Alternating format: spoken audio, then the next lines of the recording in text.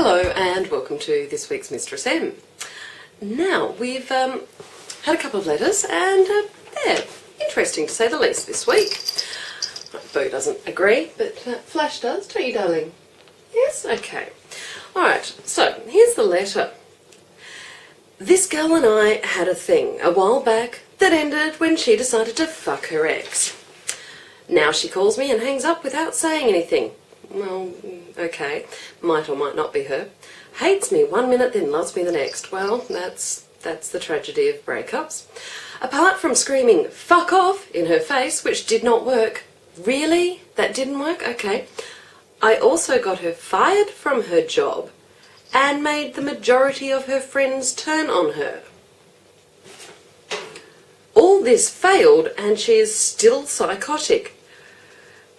I mean, how could losing all your friends and your job make you still psychotic? I would have thought they would have just snapped the sane right back into you. Because all this failed and she is still psychotic. How can I kill her without actually killing her? Okay.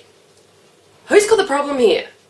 She fucked up and got her ex-boyfriend's dick a bit wet, yeah? And you have ruined her life. You've exacted rather extreme revenge.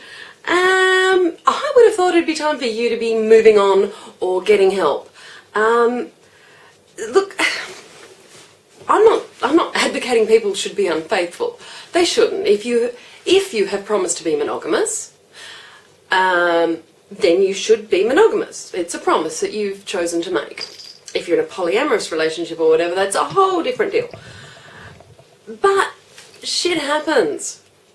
People make mistakes. Passions, chemistry, especially with exes. I mean, it's a fraught area. Really, really naughty of her to have had sex with her ex. Did she tell you or did you find out? Because if she told you, hey, good on her. That would have been a great opportunity to talk through your shit and maybe walk out or talk it through. Not fuck up her life. Not an appropriate response. Now, if she is psychotic, walk away. Don't fuck up her life. Give her the number of a shrink. Yeah. Basically, you people need help. Both of you need help. You and she should not be anywhere near each other. Do not be asking me how you can sort her out because you're the one with the problem, buddy. I'm sorry, you really are. You need help if you think that any of it... And just on another note, I've talked about it before, but any time you break up from someone and they're stalking you or calling you or hanging outside your bedroom window, thanks for that one, Dazza, responding in any way encourages them. The only response is to if it is physically intimidating and threatening, is to get the police involved. But anytime you scream fuck off in their face, or you cry, or you yell, or you tell them what a wanker they are, they don't hear fuck off you asshole. They hear I love you, keep hanging outside my bedroom window just one more night and I'll come back to you. That's what they hear. So anytime you're being harassed by an ex,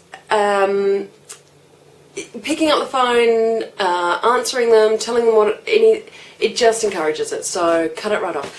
As for our lovely friend here who wants to kill his ex-girlfriend without actually killing her, I think he's doing a pretty good job. I'm just going to leave it at that. Okay. The next one is Greeting Goddess. Yes, this is an appropriate way to address myself. That's lovely, unless this person means boo, in which case she's not here right. Well, she's over scratching up against the tripod trying to get Angry to give her cheesy poofs, which she can't do because they're actually over here. See? Boo? They're over here. Look. Cheesy poofs. Yep. Cheesy poofs. There we go. See? Anyway, so, sorry. Back to the person who thinks I'm a goddess. Yes. I seek to find a really strong mistress who likes and can blackmail her slave without any mercy. Okay, wrong mistress. I kind of gave myself the moniker mistress, like thinking like it was like a school mistress. I forgot about the whole... Andrew, you moved food. Of course Boo is going to go straight for it. Yep. Deranged cat. Okay. yeah, so I chose it as a moniker because it was more like schoolmistress and it had a funny ring to it. I completely forgot about the dom thing and that I naturally kind of look like and sound like a dom because I'm fairly cool and confident and not so much into the sub stuff. However, I am not a mistress in the BDSM sense, so I can't help you, my dear friend. You need to go to a fetish site. You need to go and seek fetish people. But I'll read the rest of the letter for you guys. Okay, I ask about blackmail because I am sure by blackmail a mistress could control everything in my life. Computer, work, financial, friends, etc. Yeah. Okay, you guys have already broken 2 of those this week. Leave it. They're just trouble and they will not behave. Maybe I should get into BDSM, at least my slaves and my pets would behave then.